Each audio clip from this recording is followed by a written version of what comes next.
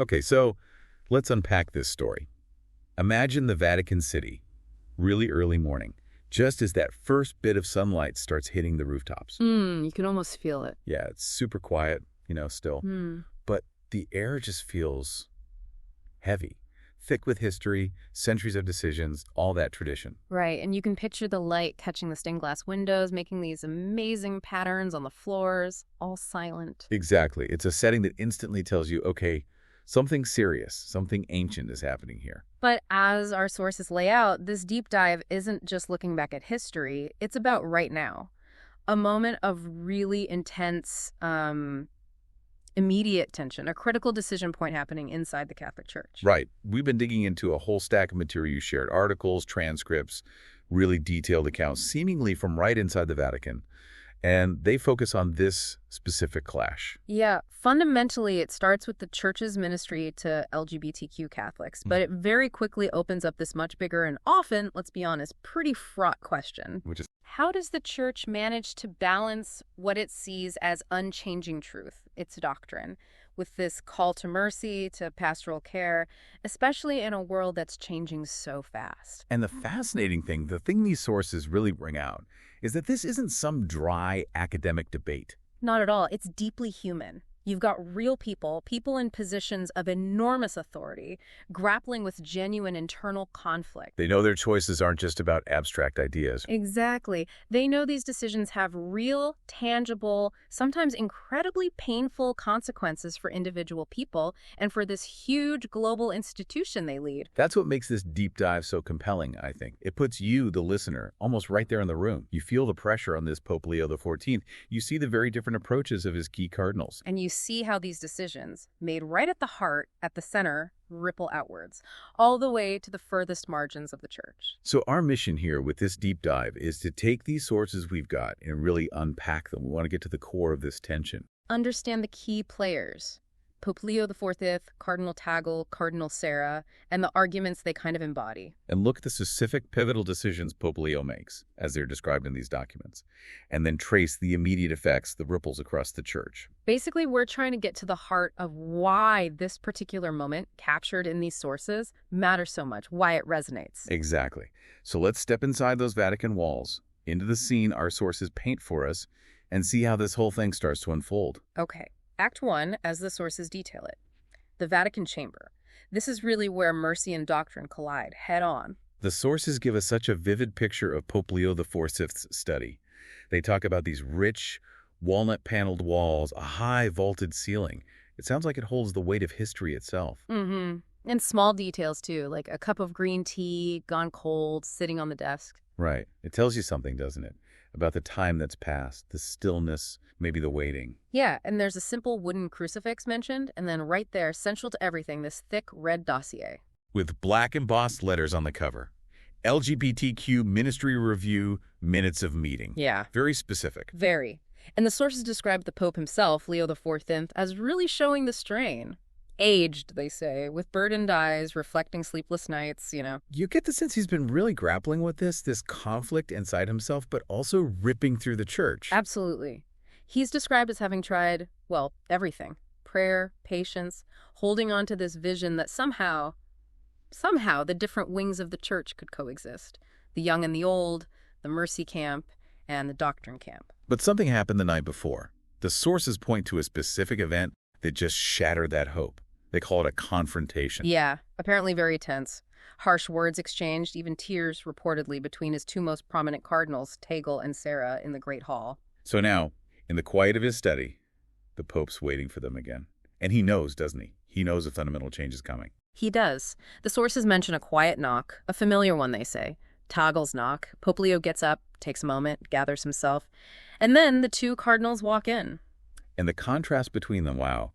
The sources really paint a picture here.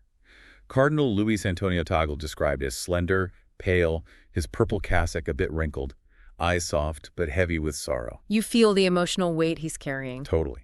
And then behind him, Cardinal Robert Sarah. Rigid, upright, firm gaze. His red-trimmed black cassock looks almost like armor. And his eyes, described as having a cold intensity, looking right at Tagle first, not the Pope. Oof. And the silence that follows their entrance, the sources stress this, it's almost deafening. louder than any words. They sit down in these red velvet chairs. The only sound is the ticking of an old clock. The Pope takes a slow sip of his cold tea, just centering himself. Then he speaks. His voice is low, the sources say, but it carries that undeniable weight of authority. Last night, the sources quote him, "I heard words that wounded the soul of this church." He talks about wanting unity, a shared path, but then the finality. This cannot go on. And his hand rests on that red dossier. The sources suggest this gesture is significant, like he's feeling the weight of all the lives, the stories contained in those pages. And then the decision. Slowly, deliberately, he says it, that all responsibilities regarding the church's LGBTQ ministry will now rest solely with Cardinal Sarah. Wow, just like that. And Tagle's reaction, Yes. immediate, visible. The sources say he physically recoils, his face gets even paler, his voice catches. He whispers a plea, right? Something like, Yeah, "Holy Father, I didn't expect. I have only ever wished to serve with mercy, with love." Just heartbroken. The Pope acknowledges that. He sees Tagle's heart, honors his dedication to mercy, but, he explains, unity has to be preserved. The division, it's become too public, too disruptive. Tagle pauses then. His hand goes instinctively to the crucifix he wears. He takes a breath, seems to gather himself, and looks up, tears in his eyes. And he asks this question. The sources really highlight this as a key moment, bringing the whole debate down to earth. He asks, "Have you ever heard the voice of a transgender child cast out by her family?" I have. It just cuts through everything, doesn't it? It really does. This is where the sources show Tagle shifting the whole conversation away from abstract doctrine right into the deeply human, lived reality. He talks about holding this child, hearing her weep, her pain boiling down to one question: does God still love me? And he tells the Pope, basically, you can ask me to leave this role, but I can't forget her voice. I can't forget her tears. It's a direct challenge, grounded entirely in his pastoral work. And Cardinal Sarah responds then. Yes, the sources say he leans forward. His tone is firm, respectful, but absolutely unyielding. His core message, compassion must not replace clarity. He insists the church has to guide people with truth. Mercy is vital, yes, but Not at the cost of doctrine. That's the key phrase. The sources suggest he feels that blurring doctrine, even for compassionate reasons, confuses priests, weakens the church's clear teaching role. He uses this image like, you can't offer shelter without first insisting on the rules of the path itself, or you just blur the path for everyone. And Tagle pushes back again. There's more back and forth. Oh, yes. Hurt and passion flare up in Tagle's eyes, according to the sources. He says something like, have you ever held a transgender teen crying after being thrown out? Prayed with someone who thinks God hates them? Don't talk about paths if you haven't walked in those shadows. Wow. It really shows that deep divide, the experiential gap the sources are pointing to. Exactly. It's not just theological disagreement. It's rooted in fundamentally different pastoral experiences and priorities. So the Pope steps in then. Yes, he raises his hand. Enough, he says. Quiet, but absolute. This is not a courtroom, nor is it a battlefield. This is the heart of the church. He turns to Tagle, calls him his son, affirms their personal bond, but the decision stands. He asks Tagle to go, to serve where he's most needed, among the poor, the forgotten, the periphery. Your voice still matters, the Pope tells him, according to the sources. But not at the center, not now. The implication is clear. The center needs Sarah's kind of civility right now, while Tagle's gifts are needed elsewhere, on the edges. Tagle stands up then, trembling. The sources describe his expression, hurt, definitely hurt, but also this growing, quiet resolve. And his voice, though low, carries this immense conviction. Then I will go, he says, but I will not be silent. I will carry the light to those who have only known darkness. And when I speak of God's mercy, it will not be theoretical. It will be the only warmth they know. Powerful words. Incredibly powerful. He walks to the door, pauses at the threshold, and delivers this final, quite stark warning to the Pope. What does he say? Forgive me, Holy Father, but if mercy has no place in the heart of the church, then the church will not survive the winter. And then he's gone, leaving Pope Leo and Cardinal Sarah in just silence. That is heavy. What's the immediate aftermath like in that room? Heavy is the right word. Pope Leo sinks back into his chair, eyes closed, lips trembling. He's chosen unity, the sources suggest, but the cost is obvious, and he feels the weight of who's paying that price. The sun's brighter now, isn't it? Highlighting the crucifix, that cold cup of tea, symbols of the moment. Yes. And Sarah remains seated, composed, almost regal, sensing this undeniable shift. The influence has clearly moved towards his perspective. And does Sarah stay? Or does he leave too? No, the sources confirm Sarah stays for a bit. He sits quietly while Pope Leo confirms the official directive is ready, the one assigning Sarah full oversight of the LGBTQ plus ministry. And Sarah's view of Tagle comes out here. It does. The sources quote him saying Tagle is too soft. He believes the church needs strong hands, not shaking ones, to guide it firmly through these times. But the Pope pushes back gently. A little. A reminder, the sources say, rooted in service. We do not serve ourselves, we serve him.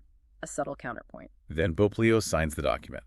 A silent act, but one that echoes, doesn't it? Absolutely. For Sarah, it's necessary clarity in confusing times. He feels it ensures discipline, prevents, sentiment being mistaken for salvation. He sees mercy without doctrine as dangerous. That's potential indulgence, yeah. The sources show his belief that it risks turning the church into just a mirror of the world's changing values, instead of a guide towards eternal truth. Sarah leaves then, resolute, and the Pope is alone. Yes. Later, alone again, Pope Leo is described standing before the crucifix, whispering, asking for guidance, help to mend what might be broken.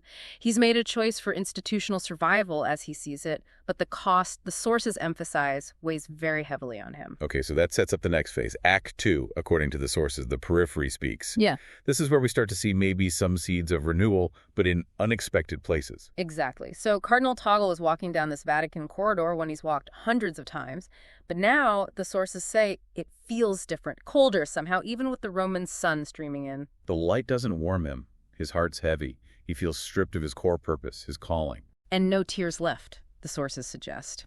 Not since that confrontation, just this profound sense of loss, of being cut off. He pauses, looks out over Rome, but his mind is elsewhere, on the places he served. Yeah, Manila, Nairobi, refugee camps, the faces he carries, and he whispers just one word, the sources note. Mercy. Not really a protest, more like a prayer, a lament. He feels utterly alone. His aide finds him, Father Lewis. Yes, Father Lewis, his longtime aide, finds him there, his own eyes red. They go to this simple guest room in a quiet part of the Vatican, really sparse. Bare walls, basic bed, a simple crucifix. A huge contrast to the usual Vatican surroundings Tagle would have known. Stark contrast. Tagle sits on the bed, trying to make sense of it, telling Father Lewis he understands why Pope Leo did it, that he had to choose unity to keep the institution together. But he makes a distinction about mercy, doesn't he? He does, and it's crucial.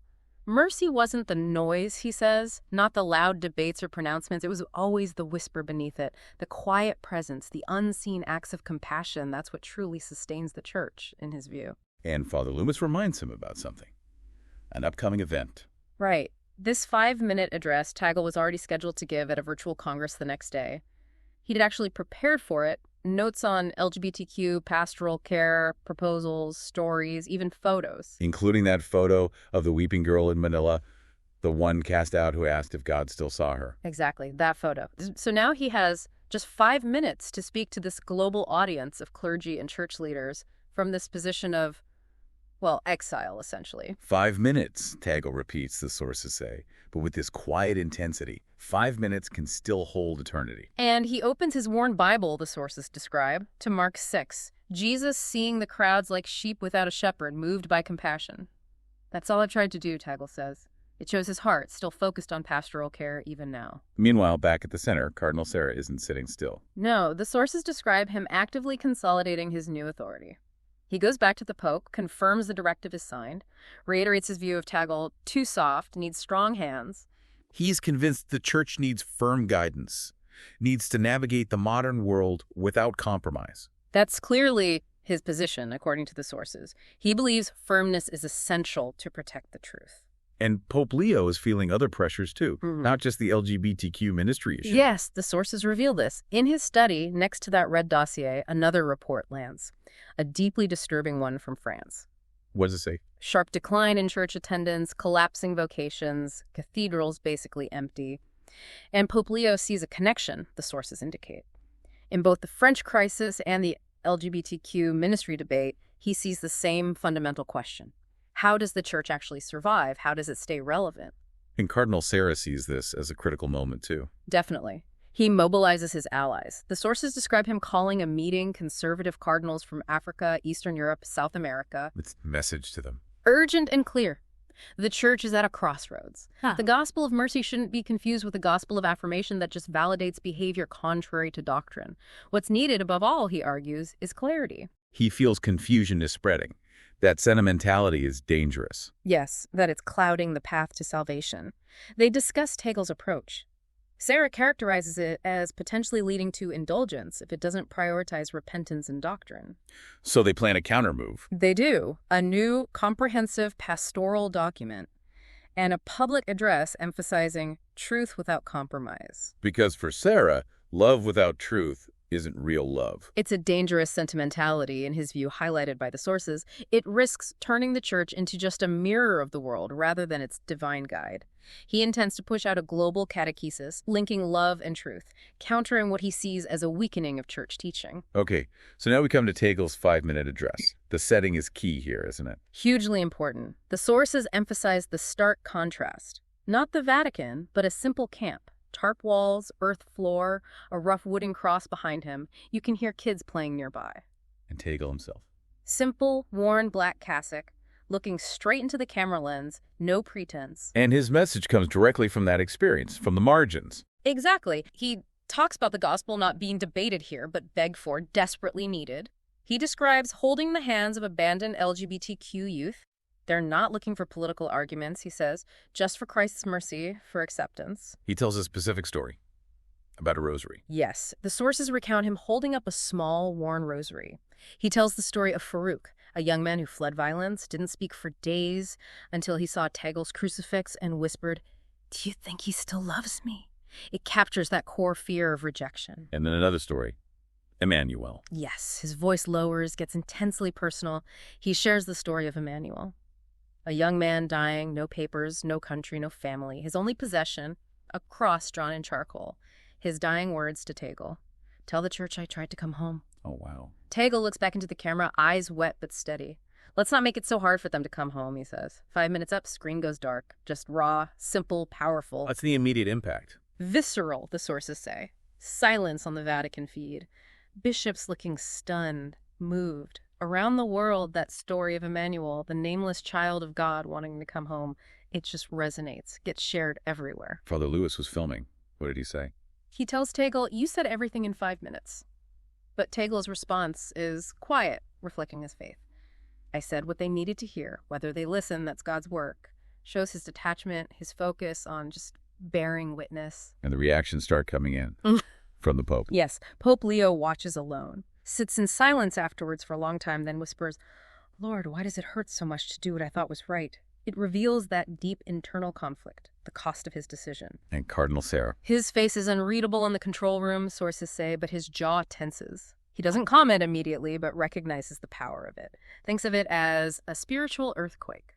The Vatican press office tries to counter. They quickly announce Sarah's upcoming catechesis on truth and the human person, but even they feel it sounds distant, formal, compared to Tagle's raw witness. But Tagle's address spreads anyway, among clergy, religious. Rapidly, the sources confirm. Deeply inspiring for many.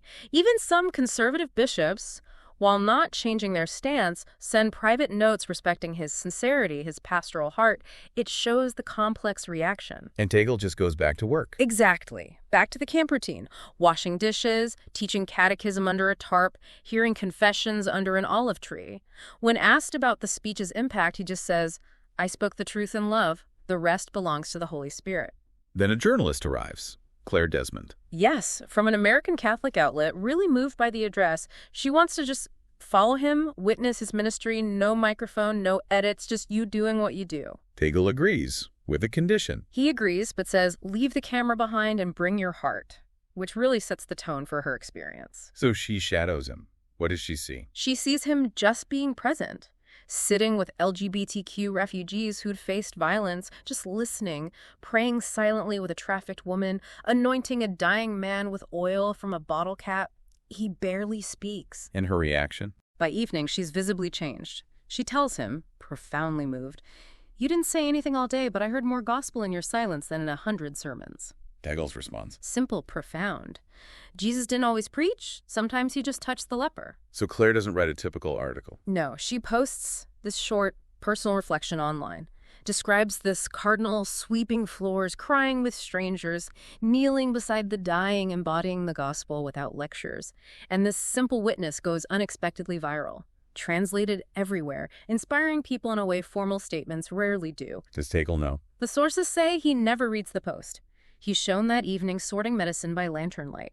A kid from the camp brings him a stick figure with a big red heart and a cross.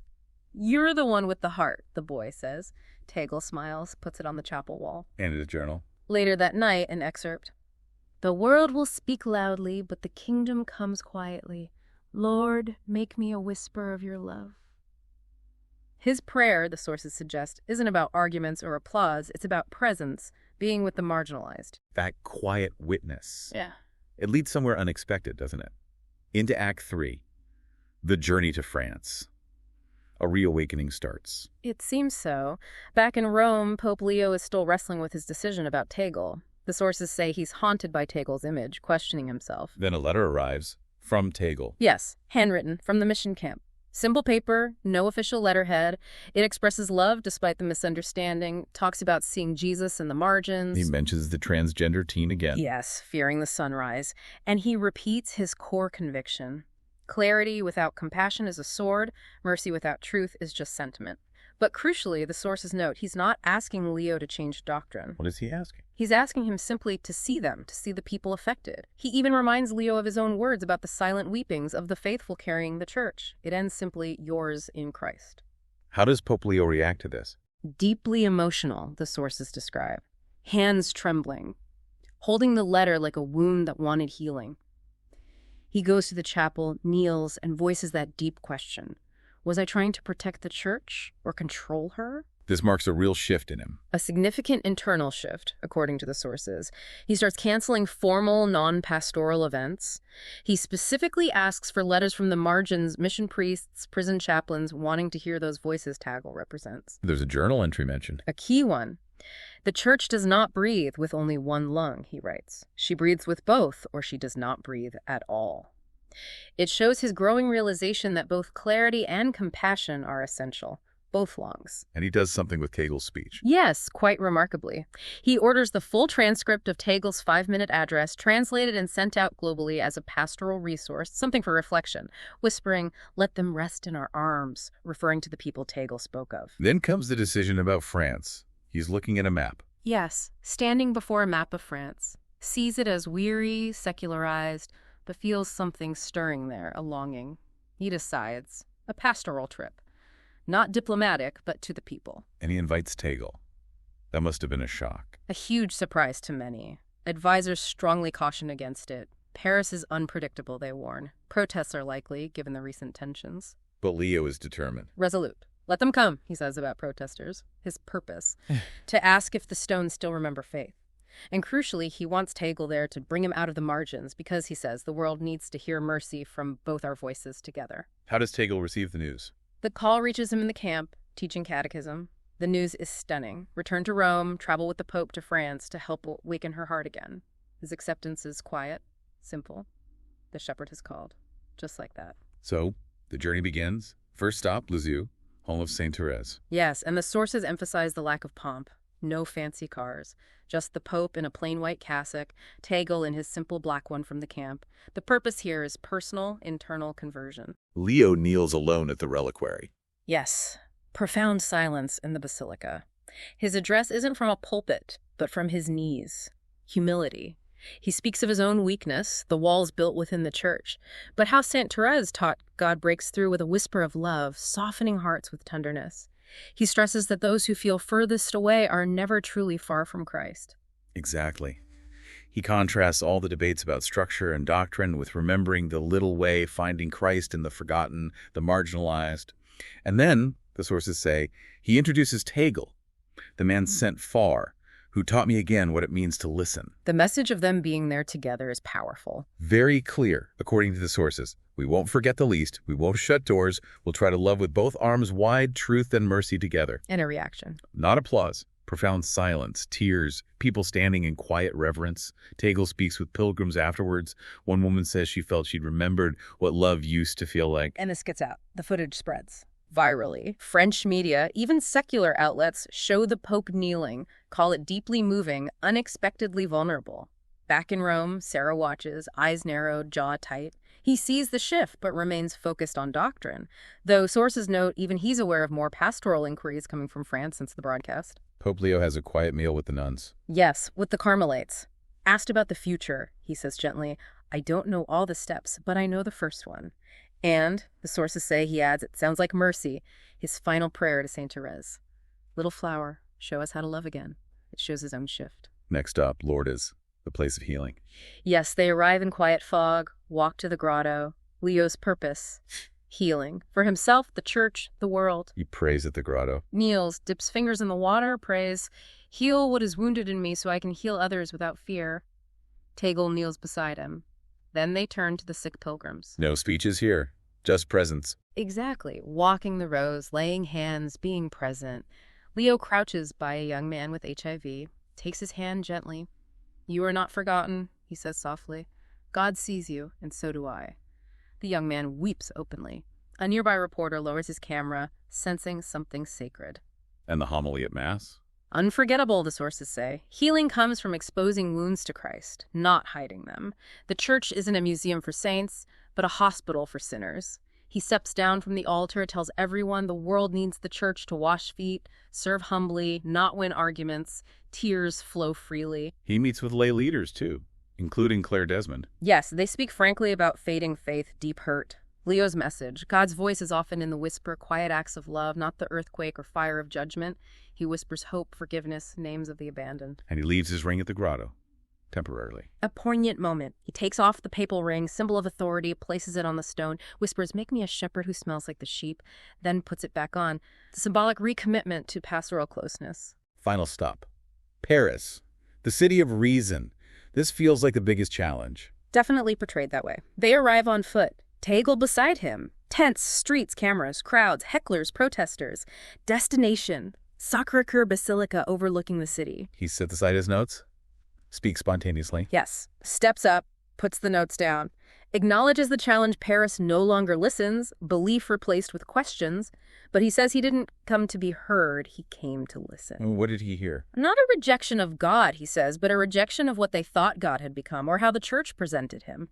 Too often, he admits, the church painted God with fear, built walls, defended truth with fists. He addresses specific groups directly. Yes, young people. Church needs you exactly as you are. Clergy.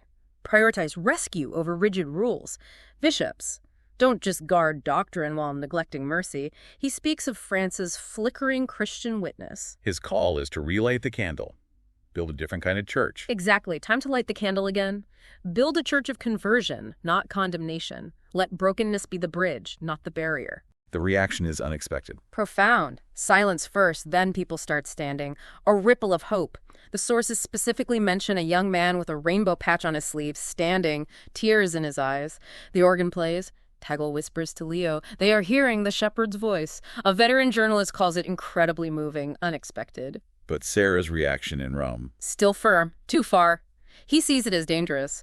But Leo returns to his residence, kneels, prays simply, let it begin. Nearby church bells ring, as if something sacred touched the secular streets, stirred something old. This stirring leads into Act 4, the reckoning.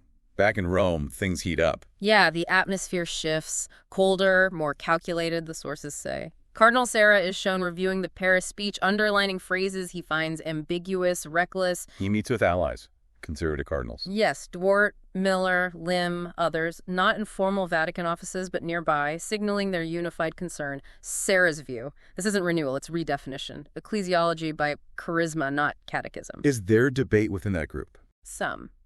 A few point to the positive signs from France crowds, confessions. Cardinal Lim asks that poignant question again. What if the moral clarity begins with compassion? But Sarah decides on a formal correction. Yes, a letter of fraternal correction. Respectful tone, but firm critique, addressed directly to Pope Leo. His fear, the Pope's actions are causing confusion, could lead to fury. Pope Leo knows this is brewing. Fully aware, the sources say. He's reviewing positive reports from France, rising attendance, catechism sign-ups, letters like Margot's I'm coming home. He's resolved. Cannot slow down. Says they're changing tone, not truth, and the tone makes all the difference. He acknowledges the resistance. Simply says, let them. Back in Rome, he meets his advisors, Tagle, Renzi, Helena, McKenna. McKenna warns he's stirred something deep, fear that feels like fury. Tagle agrees it's dangerous. Leo's response isn't more words, but witness, and Tagle suggests the venue. Exactly. Continued witness. Tagle suggests addressing the faithful as Bishop of Rome from his own cathedral, St. John Lateran, grounding his authority in his role as shepherd, not just global leader. The announcement causes ripples. Curial confusion, the sources say. Sarah hears the news, says quietly. So it begins. But Leo isn't preparing for confrontation, but clarity, praying, not afraid to lose what I cannot keep, only afraid of keeping what I should have given away, shows his detachment from power. The scene at St. John Lateran is intense. Packed streets. Feels like a reckoning, not a celebration. The ancient basilica, mother and head. Leo enters simply, from the back, plain white cassock. Audience, Roman clergy, religious, locals, cardinals, including Sarah. He addresses Sarah's letter directly. Head on. As Bishop of Rome, acknowledging history, scandals, says the letter came from a brother, wasn't cruel, expressed deep concern, a concern I share. He wept over it, but his answer is different. Yes, steps away from the lectern, speaks more intimately. Read the letter, wept over it, prayed. His answer. Confusion comes not from pastoral care, but from failing to teach clearly and compassionately. Love run cold. Mercy never contradicts truth, but it does not humiliate the wounded soul seeking it. He looks right at Sarah. Yes. Says, I welcome correction. I cherish fidelity. But adds, unity built on silence in the face of suffering is not unity, it is fear. Speaks of pruning, not doctrine, but arrogance, clericalism, legalism without love, leadership forgetting to wash feet. His resolve is clear. No backing down. Crystal clear. Won't resign, won't retreat, won't abandon the marginalized. He's learned to be a shepherd, invites others to join. A house built on fear collapses. One on truth and mercy endures. And his closing words. Powerful. If you must choose between defending your pride or carrying your cross, carry your cross. The reaction? Silence, then reverence. People stand, not applauding, but acknowledging. Sarah remains seated. The aftermath is significant. Huge. Vatican flooded with over 50,000 messages, support, questions, pleas for courage. A spiritual wildfire ignited. Parishes stir, bishops plan listening sessions, universities host discussions. Leo returns quietly, lights a candle, listens to the bells, and awakening. But it doesn't stop there. Paris calls again. Incredibly. The morning after the Lateran address, Paris headlines are full of it. Then, this unexpected invitation from the Pantheon. Symbol of secularism, reason. Exactly. The rector, seeing the resonance, invites Leo to address the nation from its steps. A monument to conscience. Advisors are wary provocation. Leo accepts. Immediately. Then let them see. If Christ could speak on a hilltop, Paul in the Areopagus, he can speak here. The visit is tense, the crowd diverse. Very. Packed streets around the Pantheon. Atheists, students, LGBTQ Catholics, skeptics, believers, hecklers. Leo steps out alone, solitary white figure against the massive columns. His address is as a pilgrim, not a king. Yes, not a rival, a fellow pilgrim. Acknowledges France's history, questions, defiance, but speaks of a deeper longing he senses for meaning, freedom, something beyond, maybe faith itself. Not reclaiming France, but reminding France of herself. Precisely. Don't silence your questions, he urges, but don't silence your soul's deeper longings either. Time to light the candle of hope and spiritual seeking again. The atmosphere shifts. The reaction. Stun emotion. Crying. People stand. Spontaneous, grateful applause. Sarah, watching in Rome. Still. Too far. Leo returns quietly. Praise. Let it begin. Bells ring again. Something sacred touched the streets of reason, stirred something ancient. Okay, so back in Rome, the Pantheon visit is seen as the final straw for some. For Sarah, yes. The sources show him focusing on it as the tipping point. Undeniable proof in his view of doctrinal redefinition, dangerous accommodation. He meets again with the conservative cardinals, discussing the fraternal correction, exploring more formal critiques. Convinced doctrine is bending to sentiment. Leo knows this is happening, meets his team. Yes. Fully aware, meets advisors. McKenna repeats the warning, fear escalating to fury. Tagle sees the danger, their plan, sustained pastoral reflection for the faithful, not another big event. Meanwhile, Sarah formally requests an audience. The meeting in the study must be incredibly tense. Charged with unspoken tension, the sources say. Heavy silence. Sarah speaks first. You've divided the house. Leo's reply captures the difference. Perfectly. No, I have open windows. Gentle but firm. Sarah lays out accusations. Leo responds with. Sarah cites examples from France, Lateran as deviations. Leo responds not defensively, but reminds Sarah of Christ and the woman caught in sin, not crushing with truth, but offering mercy alongside the call to change. Sarah gives a final warning. Stark and resolute. This cannot hold, there will be a reckoning, Leo's calm reply. I do not fear storms when I am anchored. Sarah leaves. Leo writes, to the people. Yes. Not to critics, but to the people, about hope, wounds, the longing he saw. As he writes, rain falls outside, thunder echoes mirroring the storm inside the church. While Rome simmers, we see Tagle again, in Manila. Yes, the sources bring us back to him. Simple chapel, garbage land, pouring rain. Arrives in an old van, simple clothes. Addressing a community forum, poor, young, wary, hopeful. His message acknowledges the struggle. Yes, the rust and fraying in their lives in the church during these shaking times. He talks about being church now, shares anecdotes from the margins, the refugee, the trans youth, the French priest. The church's true voice is where? Not in grand pronouncements from the center, he says, but among the wounded, the struggling, the forgotten. A young woman asks if he's still allowed to speak. His reply, profound. No one can silence a witness. The church is us, right here, empowering them. So the echoes continue. Leo reads Tagle's reflection. Yes, read something from Tagle. The peripheral church speaks again. Deeply moved, whispers, so do I, brother. Vatican tension persists, cardinals circling, petitions, letters flying. UUT. Something else is happening too, a different kind of movement. Yes, the sources emphasize this. Youth praying spontaneously in a Paris metro, open-air confessions in Mexico, catechism in a nightclub basement in Kenya, inspired by Tagle's witness, Leo's actions. That movement of tenderness, simplicity. Holiness that smells of bread and tears, not incense and marble. Sister Helena tells Leo, you've started something. Leo's response is humble. Maybe God just used my brokenness to let some light through. He's not afraid of failing now, only of missing God in small places, among the marginalized. Another letter from Tagle arrives. Yes, handwritten, no bitterness. A deep sense that the church must bleed to be reborn. Leadership must lead with its wounds. This confirms Leo's path. Yes. Continue reform, renew hearts, awaken holiness. Not appease factions. Won't excommunicate or silence, but won't abandon the embraced. His path, walk to the peripheries, the wounded, the fire of renewal. The story ends with these individual scenes, ongoing. Exactly. Tagle teaching in Manila, a homeless man in Paris finding a candle near the Pantheon. Leo kneeling in Rome, praying for his opponents, ending with trust. Jesus, hide me in your wounds forever. The story rests there for now.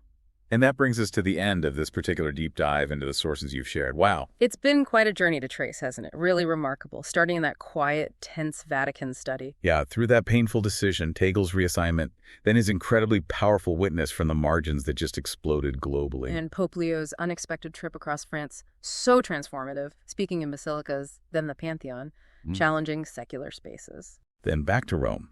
For the reckoning Sarah's letter, that tense meeting, the big address at St. John Lateran, and this sense that it's still unfolding. Absolutely. And that core tension we talked about, it runs through everything in these sources.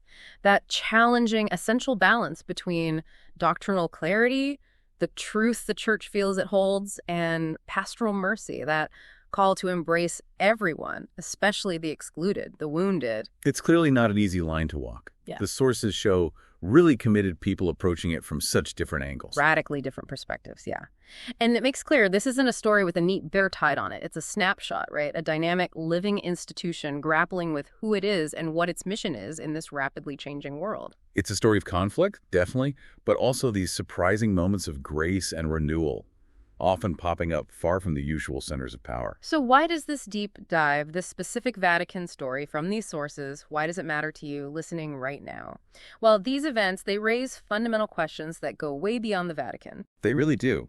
They're about where deeply held faith meets the messy reality of the world. How any community, really church, nonprofit, even a family, chooses to welcome others, especially those who are different, who challenge the comfortable norms.